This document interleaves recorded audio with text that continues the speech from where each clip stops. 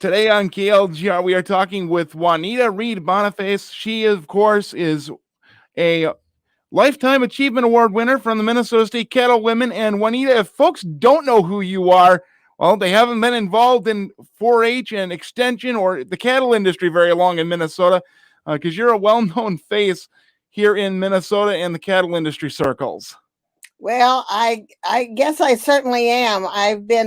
I was very fortunate. I didn't grow up in Minnesota. I'm a Nebraska Sandhill girl, and fortunately, when I came to Minnesota and began working here, I was really honored. I think to always have an association through my 4-H position with the animal science projects and many of the leaders in the livestock industry. And I've really valued that over the years and have been lucky to be able to continue that and those connections and involvement particularly through the beef industry. And as we mentioned, you are the Lifetime Achievement Award winner from the Minnesota State Cattlewomen's Association. Of course, given out virtually this year at their virtual convention. Of course, congratulations on that. How has the role of the Cattlewomen and your role within it changed over the years that you've been here in Minnesota? Well, that's a great question, Scott, because this morning I was, in preparation for this interview, I was kind of thinking over in my mind and looking back over I think at least 25 years that I've been a part of Minnesota CattleWomen. And I was thinking about, well, what were some of the things we did early when I was, first a member that maybe we aren't doing now, and what are we still doing that has continued or changed a little bit? Well, I guess from the very beginning, and of course, from the very beginning of the development of the cattlewomen nationally as well as in our state, our main purpose was promoting beef. And because that was before the days of the checkoff, and it was before the days of much of the work that's being done nationally by our national organizations. So really, Cattlewomen did a lot of beef promotion, and particularly here in Minnesota, we were doing promotions in grocery stores. We did promotions at some of the larger communities where they would have a women's expo day in their community, and particularly when irradiated beef came out, and that was a big new scientific breakthrough in much of our food safety work. And Minnesota Cattlewomen were very involved in promoting and demonstrating, doing taste testing and providing taste testing opportunities for people to understand really what irradiated beef was. But unfortunately, well, I don't know if it's unfortunately or not. It depends on how you look at it, I guess. A few years back, those kinds of promotions dramatically changed in that we had some new state guidelines regarding food safety and food handling in public places. And as a result, we were not permitted to do sampling at activities like we had been. So that kind of phase of some of our work pretty much disappeared. But but our work in advocacy, I think, in terms of helping people understand policy and understanding legislation, and particularly our work in education, has continued. We have been from the very beginning of Ag in the Classroom in this state.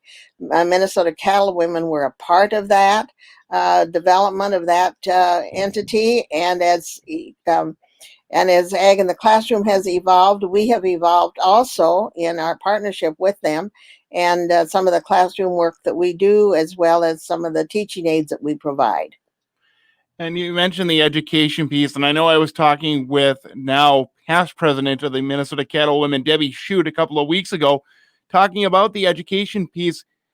Has your work in extension and working with 4-H, did that really help when it comes to developing that curriculum and those maybe pathways to education for youth, for the cattlewomen, and making sure that we're getting the message we want out in the way we want to get it out most effectively?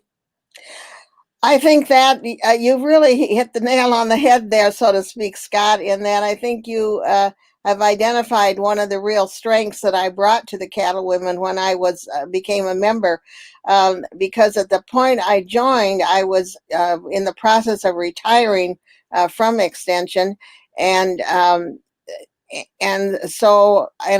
always tell, sometimes I tell people, well, my passion for many years was 4-H, and then when I retired from 4-H, I had to have a new passion, and so my new passion really became the beef industry. And because of my educational training and work in curriculum development and so on, I was able to transpose that into the beef industry.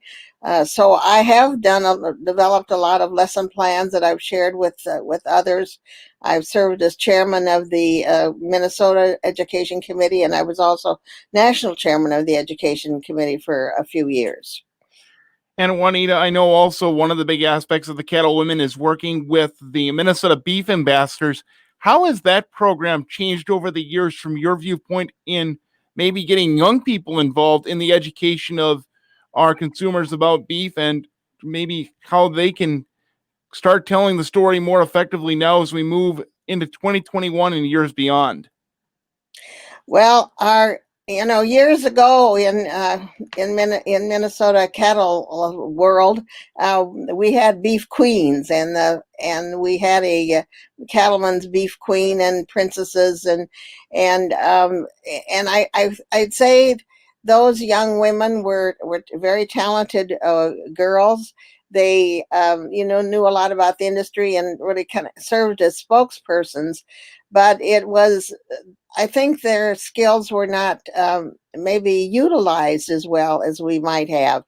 And early on, and as things kind of talking about things evolving over the years, we moved from that queen contest to a more to the ambassador program, and really believed, and I think we've seen the evidence that young people, for one thing, young people communicating with their peers is very effective, and much more effective usually than an old person trying to tell a young teenager, you really ought to be eating this beef.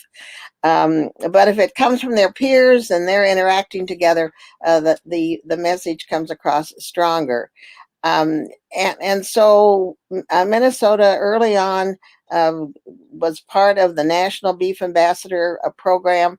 And we have continued that program over the years, really, I think, developing some very strong spokespersons for the industry through that endeavor. I always like to kind of follow young people's careers, and it's always fun for me to look and see how many of our former beef ambassadors are now serving in outreach or communications or leadership roles within agriculture as well as beef industries. Well, and Juanita, you also mentioned that you were the chairperson for the National Education Committee. How did Minnesota's beef program and beef promotion vary from other states, and how did maybe you take some of what Minnesota was doing and implement that across other programs to make the story of beef more universal and really uh, across the different states to make sure that the message is kind of uniform? Well, and that I think there's two things about the messaging, Scott. One is that we give a uniform message, but also that we understand and appreciate the regional differences in the beef industry. Because certainly, geography and resources that we have available, and for instance, talking about blizzards in Minnesota, that's a major issue in terms of animal husbandry and how we care for our animals in the wintertime, which, of course, people in the southern states don't have those kinds of questions, those kinds of concerns, but they have some different kinds of concerns that we, of course, need to understand and be able to help help the consumer understand. So I think that was one of the areas that we tried to work on was, helping people really understand the industry in a broad way, and deliver a sound science, accurate stories and personal experiences from our work in the industry. And you mentioned personal experience, Juanita. Give our listeners maybe a little bit of background. Did you grow up on a cattle feeding operation there in Nebraska, or was the beef industry kind of something brand new that you had never really worked with until you started working up here in Minnesota? No, Scott, I grew up with the beef industry. I often say my daddy was a cowboy and my mom was a teacher, and so I ended up with kind of a blend of both worlds. We lived when I was really little. I was on a ranch in central Sandhills of Nebraska, and from there, where my dad's primary focus was a commercial cow calf, and we really continued with that work forever. We have also, of course, we did at one time feed out our calves. We don't do that anymore. But then I also had experience living in northeast Nebraska when we lived for a few years, and my dad had to take over my grandpa's farm. So there we were a little bit more diversified in general agriculture, and we did feed out our own cow, our own steers and heifers. So I was very much a part of that world growing up, and I was kind of a daddy's girl, so I tagged along, out to the cow, rode the horse, and drove cattle, and so on. Well, then I had this kind of gap when I was here in Minnesota, started working. But when I retired, and my father happened to pass away the same year that I retired, and once his estate was settled, I ended up with 20 cows and 20 acres, because my siblings and I share the ownership of an 80-acre farm, and of course, Dad's herd of cattle were divided. So that kind of started me off on my own business, and even though we have transferred the workload now from my brother, who was the lead manager, to my niece, who's now the lead manager, and we've moved from Nebraska Sandhills to Wyoming. I'm still in the cattle business. So finally, Juanita, as we wrap up, of course, a very storied career, as we've been talking about your Lifetime Achievement Award with the Minnesota State Cattlemen and Cattlewomen. What's going forward when it comes to education for either yourself or maybe the cattlewomen in general? Where do you see it going?